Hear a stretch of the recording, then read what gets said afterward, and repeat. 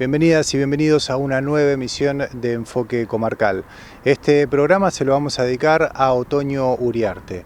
La conocemos, la habrán escuchado nombrar por los murales de otoño, como se les dice. Ella fue una chica que a los 16 años en la localidad de Fernández Oro fue secuestrada, desaparecida en democracia y durante 6 meses fue buscada incansablemente por su familia, por sus amigas, amigos, sus compañeros de la escuela. Y su cuerpo fue hallado 6 meses después y a partir de ahí, en abril del 2007, comenzó un proceso judicial lleno de irregularidades entre la policía, el Poder Ejecutivo Provincial de ese momento, la comisión investigadora y también la justicia con sus diferentes actores y actrices a través del tiempo. La causa casi queda proscripta y 18 años después se logró llegar a un juicio. En este programa hablamos con Camila Botier, tuvimos una charla extensa donde recorrimos un poco quién fue Otoño, sobre el proceso judicial y sobre por qué hace unos días el Tribunal de Impugnación decidió revocar la condena perpetua para los 4 acusados y absolver esa sentencia y dejarlos en libertad. En esta primera parte de la charla con Camila Botier, ella periodista que sigue hace muchísimo el caso de Otoño y que incluso estuvo en el juicio del año 2024, nos cuenta quién fue Otoño, cómo fue su búsqueda durante 6 meses, el dolor que fue encontrar el cuerpo y las irregularidades que empezaron a aparecer en relación a la causa.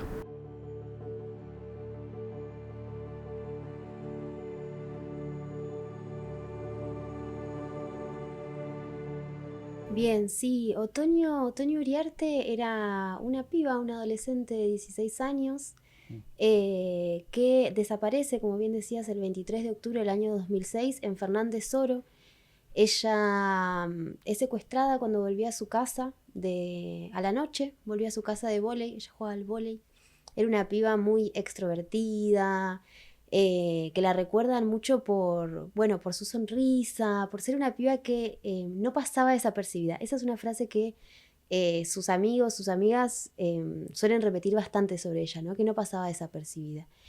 Estaba volviendo de su casa esa noche y no volvió, ¿no?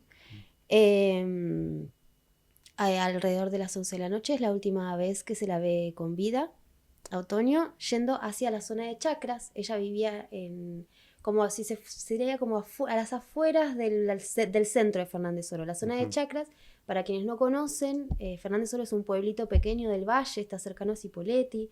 Era una zona que en ese momento producía manzana, peras, ¿no? Entonces, por eso se llamaba así, zona de Chacras. Una zona que estaba muy oscura, era un camino de ripio hasta su casa, de 1 kilómetro más o menos, oscuro, ¿no? Sin iluminación.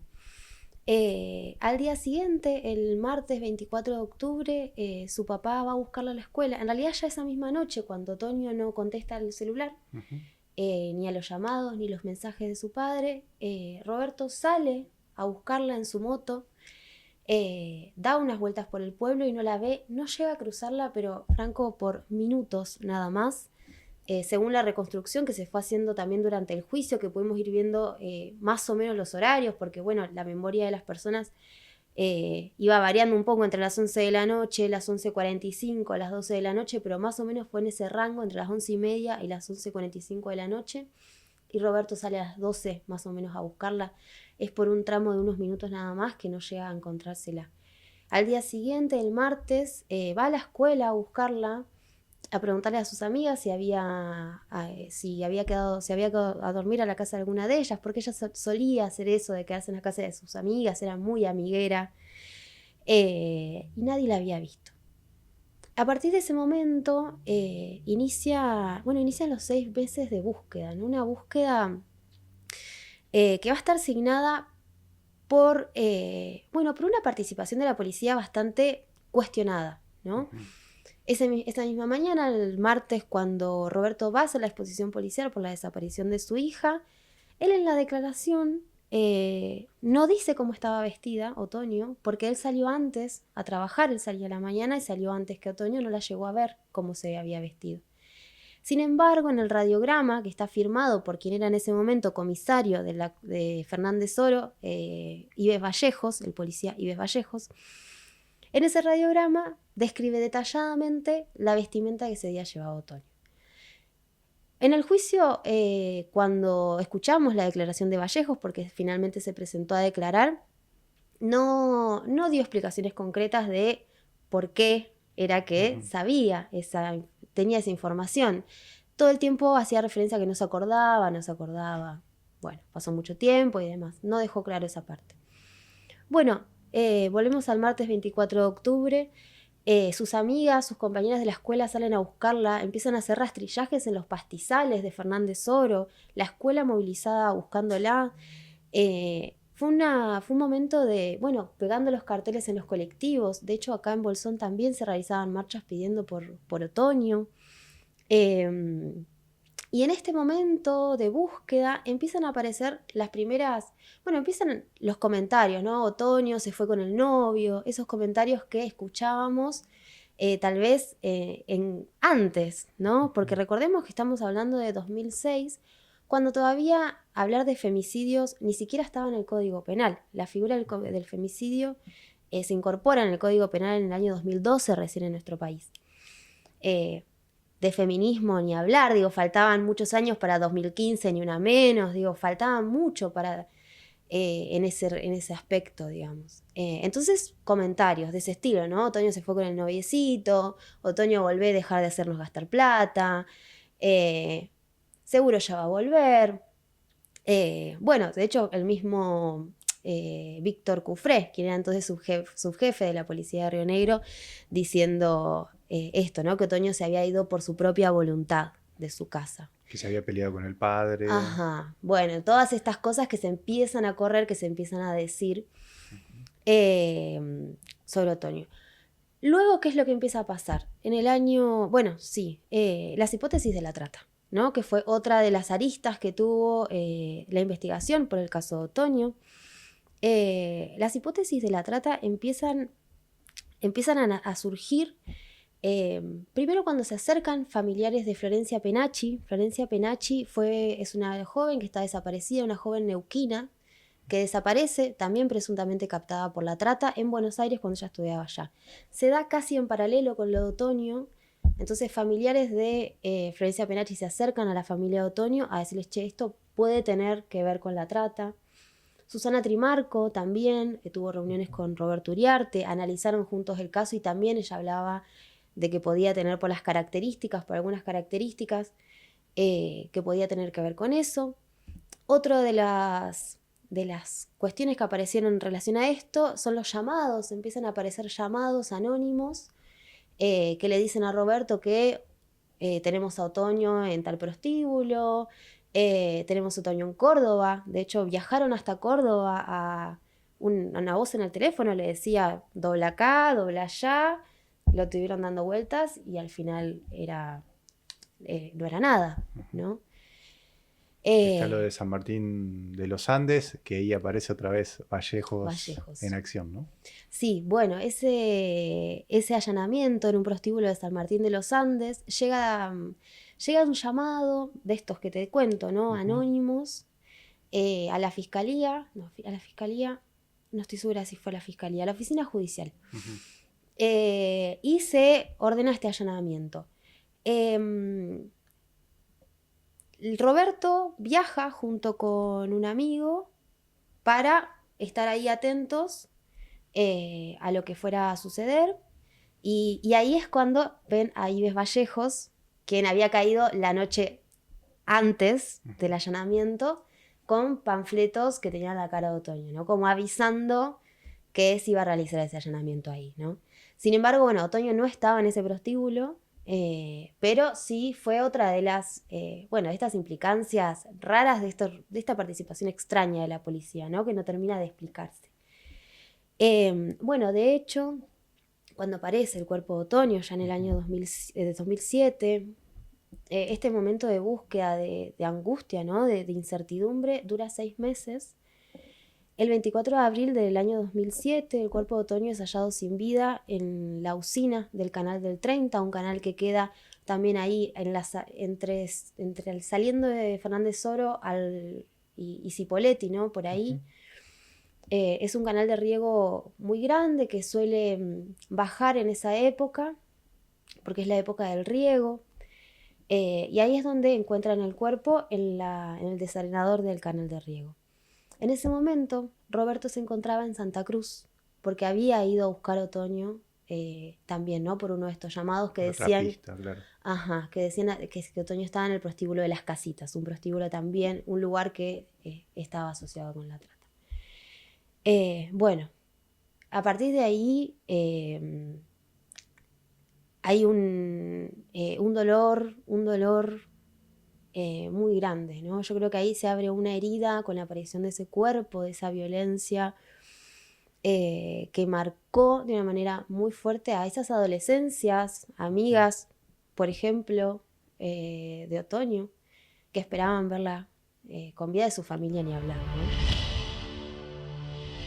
Casi 19 años pasaron de la desaparición de Otoño Uriarte y bueno, son muchísimas las irregularidades de la causa judicial.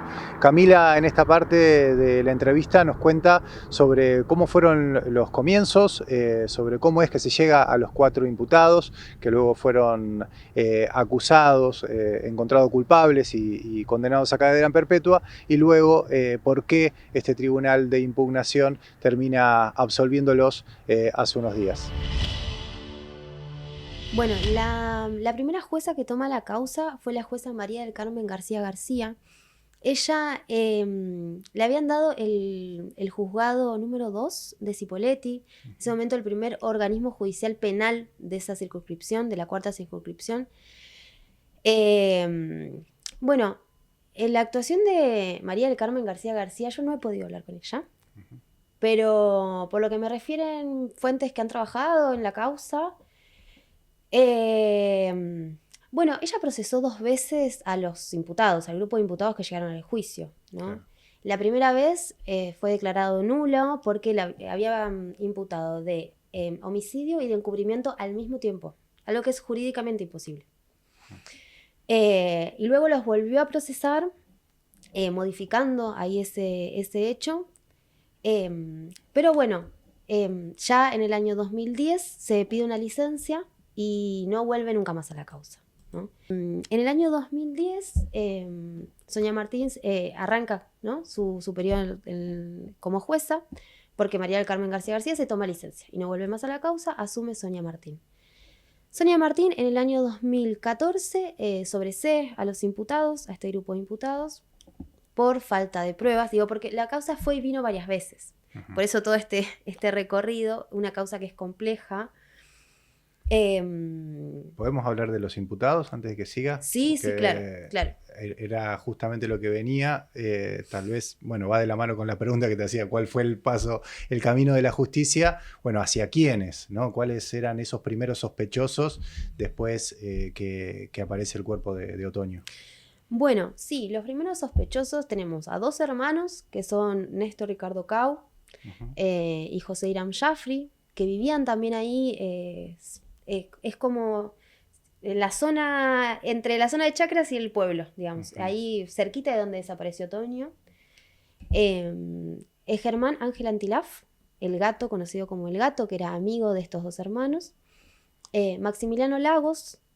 Estos son los 4 imputados que llegan al juicio, ¿no? Pero también hubo 2 imputados más que fueron sobreseídos en el camino hacia el juicio. Uno es Federico Saavedra, que era novio, amigovio, estaba teniendo un vínculo con Otoño, que fue el último en estar con ella. Ellos van caminando, él la acompaña hasta el último lugar donde es vista con vida. Él fue sobreseído por falta de pruebas en su contra. Porque había algo de ADN, muestras de ADN que lo vinculaban, pero bueno, habían tenido una relación con Otoño, entonces lo justificó de esa manera. Y Juan Calfiqueo es el otro imputado, quien estuvo imputado y ya sobreseído que estaba acusado de encubrimiento, ¿no? Sobre el auto de Calfiqueo hubo unas pericias que también desaparecieron del expediente, como parte también, ¿no?, de estas irregularidades que tiene la causa, ¿no? Pericias que desaparecen, carpetas que no están, eh, lo que complica mucho bueno, esto, ¿no?, la investigación, y que explica de alguna manera por qué llegamos hoy a donde estamos. Esa carpeta también es algo que quiero que nos detengamos. Tiene que ver con el peritaje o peritajes del cuerpo, ¿no? Fundamentales. Sí, eso lo contó Enrique Prueger, que fue un perito que tuvo la causa, que participó durante la autopsia, y contó eso en el juicio, que hubo una carpeta que presentó y que no consta en el expediente. ¿Por qué 18 años? Porque hablábamos de diferentes lapsos de tiempo, ¿no? Los 6 meses de la desaparición, con tal vez imputados, que ahora vamos a ver las características de por qué quedaron estos 4, pero ¿por qué tanto tiempo, no? Uh-huh. Bueno, sí, hay que retomar un poquito la historia de la causa. En el 2014 fueron sobreseídos. 2017, el Superior Tribunal de Justicia de la provincia de Río Negro revoca esos sobreseimientos y habilita a la Fiscalía a seguir investigando. ¿Qué pasa en el año 2017 en la provincia? Hay un cambio de Código Procesal Penal. Entonces ya la investigación no está en manos de los jueces, sino en manos de los fiscales, ¿no? Esto es importante para entender por qué se llega al juicio ahora. 2017 pasa esto. 2020 la causa queda en manos de la fiscal Teresa Giuffrida. Pasan la causa desde Cipolletti hacia Roca, para darle un aire a la causa, para que alguien la revise, porque hasta ese momento estaba en manos de Márquez Gauna, quien, bueno, uno de los hombres que tal vez más conozca la causa, porque es fiscal actualmente, fue secretario de la primera jueza que tuvo la causa.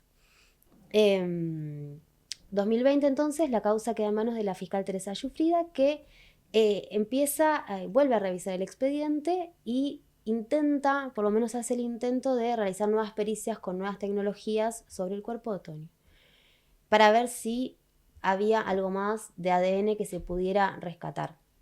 Lo cierto es que ya el cuerpo estaba muy desintegrado, estuvo 18 años en la morgue judicial, se pudieron recuperar sus restos ahora, el año pasado, recién. Me parece que eso también forma parte de la memoria, ¿no? Y bueno, a contrarreloj llegaron a junto con la abogada de ese entonces querellante, que también se incorpora en el año 2020, se da como ese proceso a la par, Teresa Giuffrida, Gabriela Procopio como abogada. Se empiezan a juntar algunos testimonios más, aparece esta de las testigos protegidas, que luego en el juicio solo escuchamos a la testigo protegida que había estado en un prostíbulo, no apareció. No pudimos escucharla, no hubo forma de dar con ella aparentemente. Pero bueno, aparecieron nuevos testigos, se intentaron hacer nuevas pericias, y con eso se llega al juicio, ya te digo, a contrarreloj, a horas nada más de que prescriba la causa. De esa manera llegamos hacia el juicio. Bien, hablemos de los 4 imputados. Hablaste de estos 2 hermanos, del amigo, del gato Antilaf, que también, en su declaración ata lo que te quería decir, que no me quiero olvidar, que tiene que ver con el narcotráfico, además de la trata, que son 2 tal vez canales delictivos que van casi siempre de la mano. ¿Por qué llegan estos 4? Y volviendo un poco atrás al 2006 y esa ruta que marcabas, ¿qué rol jugaron en ese último momento que vieron a Otoño con vida hasta que volvemos a encontrar su cuerpo? Uh-huh. Sí, bueno, Néstor Cau es como el sospechado de haberse robado la bicicleta. Por lo menos te digo en la hipótesis de la fiscalía. Porque, ¿qué pasa? Otoño iba en bicicleta por esta calle de tierra, dejaba la bicicleta en la casa de su amiga y seguía caminando, iban juntas a la escuela. Esa mañana deja la bicicleta en la casa de su amiga Ercilia, y según las declaraciones de Ercilia, tanto en el juicio como en el expediente, cuando vuelve no encuentra la bicicleta. La bicicleta aparece al día siguiente, ya Otoño desaparecida, la bicicleta aparece en la casa de los Cau. Por contradicciones en las declaraciones, se apunta a Ricardo Cau, ¿no? Como el que habría sustraído la bicicleta. De Jaffrey hay ADN en las pericias que se hicieron. También, ¿no? En estas pericias de ADN dan la mayor porcentaje de alelos, pero no completamente, no el 100%. Ahora no recuerdo bien los porcentajes, pero da un porcentaje muy alto, pero no el total, ¿no? Entonces no se puede determinar fehacientemente que sea él, pero en un gran porcentaje sí. José Irán Jaffrey. Lagos estaba en el circuito que hace ella, se la encuentra en el camino, pero además durante el juicio conocimos la declaración de Candia, Héctor Candia, que era un amigo de Lagos, que cuenta que en una cena Lagos le habría confesado lo que hizo con Antonio, ¿no? Y que habría tenido que ver con una deuda con el Cacha Pelada. El Cacha Pelada, un narcotraficante de Allen, que fue asesinado en el año 2011. Fue asesinado. Eso lo dice Lagos. Eso lo dice, claro, Candia, que Lagos le contó. Claro. Esto es porque Lagos no lo declaró. Eso también son las declaraciones de Candia. Claro. Pero bueno, también esto fue uno de los cuestionamientos del Tribunal de Impugnación, cuando impugnan la condena, revocándoles la condena a prisión perpetua a estos 4, habla de deficiencias en la motivación, ¿no? Porque en el fallo del juicio, en la sentencia del juicio condenatoria, perdón si por ahí me mezclo, en la sentencia condenatoria, no queda clara la motivación. Si bien dice que estos 4 hicieron un plan previo para secuestrar a Otoño y luego asesinarla, no queda clara la motivación. Habla que podría ser una deuda, que podría estar vinculada a la trata, pero no termina de ser fehaciente esa hipótesis. Bien, entonces creo que ya pasé por los 4, ¿no? Y Antilaf. Y Antilaf faltaría. Antilaf también por contradicciones en las declaraciones, que lo ubicarían en el lugar. Pero bueno, ¿qué es lo que pasa? ¿Cuál es el tema central acá? ¿Qué es lo que tal vez se está discutiendo como judicialmente? La sentencia es una sentencia que se basa en indicios. En indicios. No es que hay pruebas contra los 4 imputados. ¿Qué es lo que dice la fiscal? Que esos indicios hay que poder leerlos en contexto, ¿no? En este contexto de el gato Antilaf haciéndole comentarios que hoy lo llamamos acoso, ¿no? Pero sí varios testigos que refirieron que el gato le hacía comentarios como, bueno, comentarios a Otoño, el lugar donde suceden los hechos, los perros, porque eso también, los perros de la policía en ese momento marcan con el olor la casa, con la muestra del olor del nylon del cuerpo, llevan hasta la casa de los Cau. Esa es otra de las pruebas que los implican a ellos. Pero bueno, para la fiscal hay que leer esos indicios en contexto. ¿Qué es lo que dice el Tribunal de Impugnación? No es suficiente para condenar a cadena perpetua a 4 personas.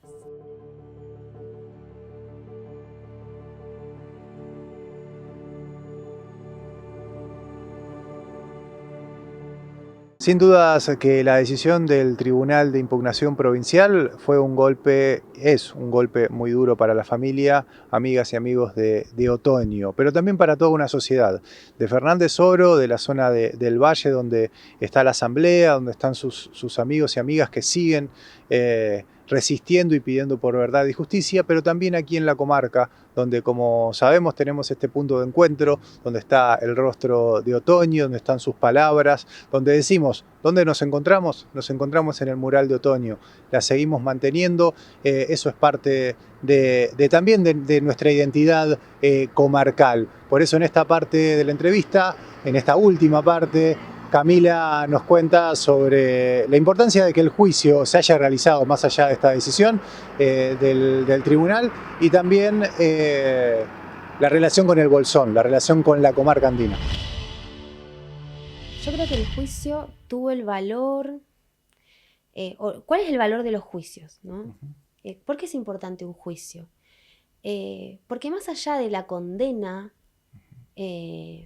punitiva, sancionatoria, cárcel, nos habla a la sociedad, ¿no? Un fallo judicial le habla a la sociedad. Así como fueron los juicios a las juntas, ¿no? Los juicios a las juntas no fueron importantes solamente porque condenaban a los militares, fue porque le daban un mensaje a la democracia. En este caso, el juicio de Otoño me parece que tenía como el deber, si se quiere, el Poder Judicial de darle un mensaje a nuestra sociedad, ¿no? De que es importante, aunque sea reparar, conocer la verdad, para poder hacer memoria, ¿no? Porque ya sabemos que justicia, como dice la asamblea y como dice su familia, es que ella estuviera acá, ¿no? Ya justicia, es muy difícil hablar de justicia, pero sí se podía hablar de verdad. La verdad que lo del tribunal de impugnación deja esta sensación, ¿no? De vacío, como si fuera una causa que puede pasar así, ¿no? De mano en mano, como si no hubiese una familia y una sociedad atrás, ¿no? Yo creo que el caso de Otoño debería invitar al Poder Judicial a preguntarse sobre cuál es su rol en estos casos, ¿no? Más allá de la condena, ¿cómo reparamos? ¿Cómo se repara? Vamos a la relación entre Bolsón y Otoño, porque hasta ahora no nombramos la comarca, no nombramos Bolsón, y acá tenemos los murales y tenemos, cuando uno dice otoño en el Bolsón, no solamente se refiere a la estación, ¿no? Uh-huh. Sí, bueno, están los murales acá en la Plaza Pagano, que seguramente quienes visiten la localidad lo van a ver. Tiene una frase, de hecho, escrita ahí, que es una frase que escribió Otoño cuando era pequeña. Ella pasó su infancia acá en el Bolsón. Sus papás tenían un puesto en la feria, en esos primeros momentos de la feria, en los años 2000. Y bueno, es muy recordada y muy querida. Me pasó, por ejemplo, cuando presentamos Memoria Florecida, este proyecto sobre los femicidios en la comarca, después hablar con personas que me decían, ay, yo fui a la escuela, a la primaria con ella, yo vivía cerca, yo conocía a su mamá. Bueno, porque en ese momento también Bolsón era mucho más chiquito y había una sensación de comunidad, ¿no? Así que sí, ella es muy recordada acá en la localidad, es muy querida, Otoño. Y también, cuando vos me pasaste los ejes, que me hablaste de secuestro y desaparición en democracia, también pasó con Otoño, acá particularmente en Bolsón, que durante las marchas por el 24 de marzo, y esto lo cuenta Yelén Merev en su libro sobre la dictadura acá en el Bolsón, que en las marchas, en el pedido por Julio López, en los 24 de marzo, también iban acompañadas de los pedidos por Otoño, ¿no? Como una desaparecida más en democracia. De hecho, también está incluida en el libro de Adriana Meyer sobre desapariciones en democracia, el caso de Otoño. ¿Qué viene ahora para Otoño? Uh-huh. Bueno, por una parte quedará desde la asamblea, y la familia están analizando cómo son los pasos a seguir, porque bueno, imagínate, fue un golpe, ¿no? Uh-huh. Si bien esto ya se veía viendo en el juicio que las pruebas no eran tan consistentes como se hubiese esperado, bueno, de ahí a sobreseer a los 4 imputados y que quede todo así en la nada, todo esto que implicó el juicio de abrir una herida, de revivir, de la revictimización constante que se vivió ahí, para la nada, ¿no? Lo que decíamos recién. Así que bueno, quedará a ver ahí qué pasa. La Fiscalía va a presentar la apelación, así que también hay que ver ahí qué es lo que queda por ese lado. Eso en cuanto a lo judicial. Y después me parece que lo que nos queda como sociedad es seguir construyendo memoria sobre Otoño y sobre todas las pibas de nuestra comarca y de la provincia, del Valle. Cipolletti es uno de los lugares con más femicidios de la provincia. Uh-huh. Y bueno, y tenemos que recordarlas como fueron ellas. Yo creo que me quedo con eso y con la movilización, con la lucha. Luego de la entrevista realizada con Camila Botier en Enfoque Comarcal, nos encontramos en esta semana con un comunicado de prensa de Roberto Uriarte y la asamblea autoconvocada por la memoria de Otoño Uriarte, que dice lo siguiente: quienes hemos venido acompañando inclaudicablemente durante 18 años la lucha por conseguir la verdad del crimen cometido sobre Otoño, queremos señalar a toda la comunidad que tanto la sentencia del Tribunal de Juicio como la sentencia del Tribunal de Impugnación no nos han develado la verdad, cubriendo con un manto de impunidad los hechos, ocultando sistemáticamente complicidades ocurridas durante los 18 años del proceso judicial. Desde un primer momento señalamos que la investigación nunca exploró de forma fehaciente la hipótesis de que a Otoño la secuestraran para incluirla en una red de trata de mujeres con fines de explotación sexual. Mucho menos se investigó la evidente participación de agentes policiales y cuál sería la vinculación de los imputados con las redes en cuestión. También decimos que sin la complicidad del Poder Judicial y el Poder Político no se hubiese podido entorpecer durante largos y tortuosos 18 años un proceso judicial.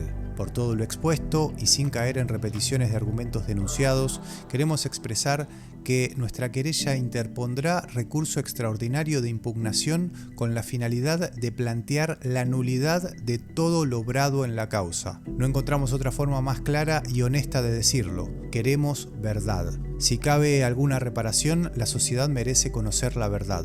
Hasta aquí se nos ha demostrado que la verdad no sobrevive dentro del Poder Judicial. Por eso nuestra lucha e insistencia en cada instancia por no permitir que quede en el silencio y olvido cada acto de corrupción y encubrimiento que logró consagrar 18 años de impunidad para todos los responsables. No existe justicia posible para Otoño porque lo justo sería que ella estuviera entre nosotros, con vida, pero también porque quienes se arrogan la potestad de impartir justicia son parte fundamental del encubrimiento de la desaparición forzada y asesinato de Otoño, como en el de tantas otras personas víctimas del accionar criminal del Estado. Río Negro, 3 de septiembre del 2025. Llega el momento de despedirnos. Voy a subrayar lo que decía Camila recién, ¿no? Seguir construyendo memoria en relación a Otoño y a un montón de víctimas de femicidio en nuestra comarca, en la provincia, bueno, que no son para nada pocas. Y bueno, también seguir encontrándonos, construyendo esa memoria en estos murales de Otoño. Será hasta el viernes que viene, como siempre a las 21 por la pantalla de COP TV.